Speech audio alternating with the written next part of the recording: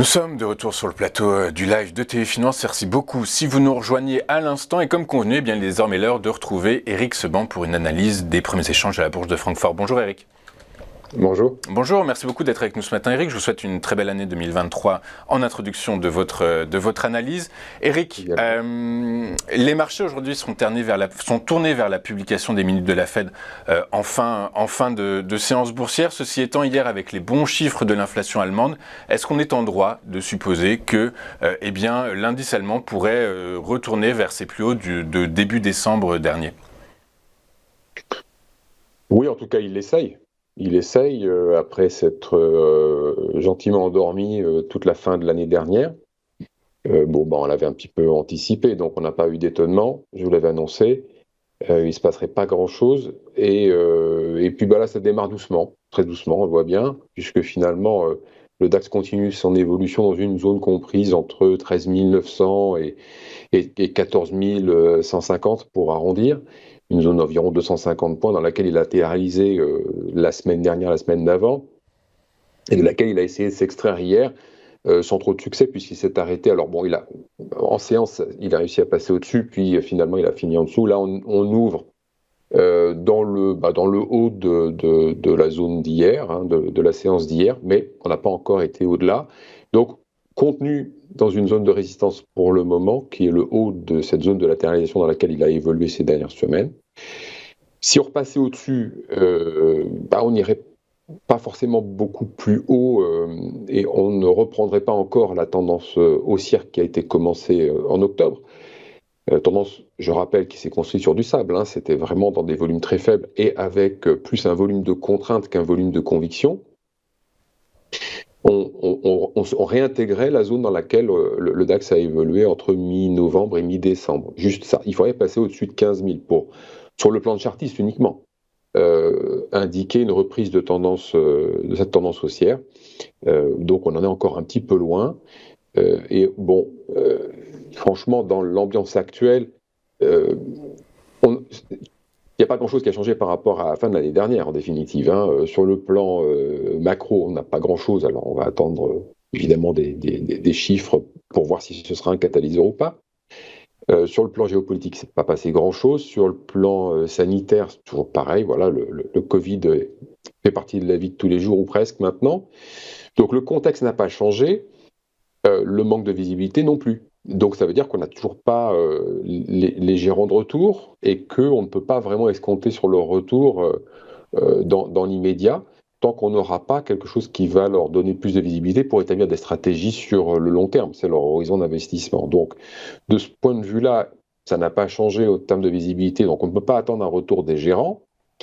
D'autant qu'en plus, de toute façon, ils ne sont pas sur la contrainte de faire. Le marché monte, donc ils n'ont pas de contrainte de vente.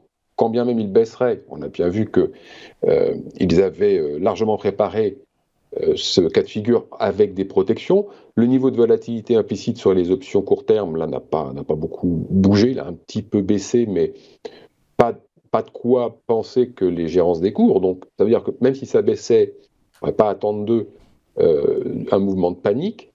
La seule contrainte qu'ils peuvent avoir, c'est d'investir les liquidités qui rentrent. Et comme on ne peut pas vraiment établir de scénario long terme parce qu'il n'y a pas de visibilité, et donc mettre en place des investissements de conviction, ça va encore partir sur les ETF en attendant mieux. Donc de la part des gérants, pas attendre de volume, ce qui veut dire bien évidemment que pour les prochaines semaines, il faut quand même encore s'attendre à la spéculation qui va animer les échanges.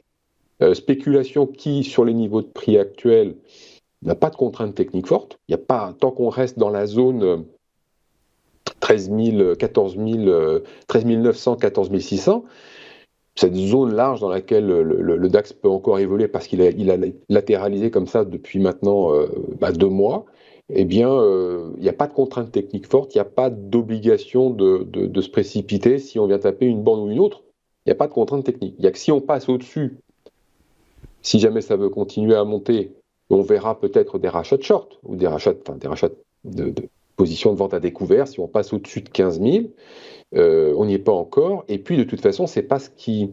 Si sur le plan de chartiste, donc la théorie de chartiste, on reprendrait le train haussier, il faut pas mettre de côté le contexte, il est fondamental dans l'analyse. Il n'y a pas les éléments pour apporter un relais haussier. Il faudrait que pour ça les gérants reviennent. Donc voilà, je pense que si on passe 15 000, un petit peu de rachat de short, une accélération sans consistance, à moins qu'on ait une nouvelle qui vienne accompagner cette hausse et qui provoque éventuellement des obligations d'acheter pour ne pas rater quelque chose. Ben là, franchement, je ne vois pas de quoi ça pourrait venir. Puis on en est encore loin, donc on analysera ça en temps réel. Mais voilà, le contexte n'est pas propice à une forte hausse, en tout cas une hausse consistante. Pour l'instant encore, il n'y a pas de raison qu'on ait autre chose que la spéculation pour animer les échanges. Oui, vous avez tout à fait raison. On pourrait éventuellement évoquer tout de même cette fameuse crise énergétique dont tout le monde parlait, qui finalement ne semble pas pointer le bout de son nez pour tout un tas de raisons, notamment des stocks plus que conséquents en Europe, des stocks de gaz plus que conséquents en Europe, et puis des conditions météorologiques extrêmement favorables. Mais effectivement, vous avez tout à fait raison. Donc du coup, zéro visibilité, zéro contrainte technique. Du coup, on attend que le DAX gentiment mais sûrement continue sur sa poursuite de moyen terme, c'est-à-dire à la hausse, du coup, gentiment. Oui, gentiment à la hausse. Voilà, la latéralisation légèrement haussière, c'est ce qu'on peut attendre, en tout cas pour les prochains jours, prochaines semaines, sans nouvelle forte. Okay, très clair, merci. Et donc on sera attentif aux 15 000 points qui seront l'élément décisif qui pourront peut-être inciter les gérants à racheter des shorts ou les traders à racheter leurs positions vendeuses. Très clair. Oui, pas les gérants, hein, les spéculateurs qui sont en vente à découvert. Ouais. Ça marche. Merci beaucoup, Eric Seban, trader, formateur et coach. Je vous souhaite encore une excellente année 2023. Nous, on marque une rapide pause et on se retrouve juste après avec le président de l'Association française des analystes techniques, Daniel Cohen de Lara. À tout de suite sur TV Finance.